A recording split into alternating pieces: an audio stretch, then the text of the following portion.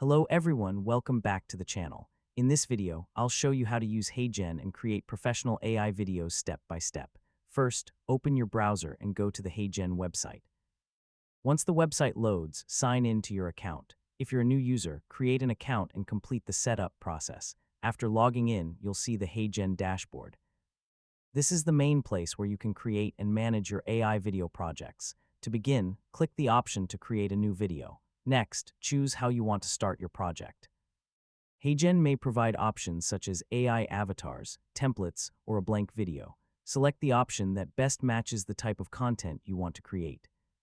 If you choose an AI avatar, browse through the available presenters and select one that fits your video. You can then enter the script you want the avatar to speak. After adding your script, choose an AI voice. Select a voice and language that match your content and audience. You can also adjust the available voice settings to make the presentation sound more natural. Now customize your video. You can change the background, add text, adjust the layout, and organize different elements on the screen. Take some time to make sure the video looks clean and professional. Once your editing is complete, use the preview option to watch the video before generating it. Check the avatar, voice,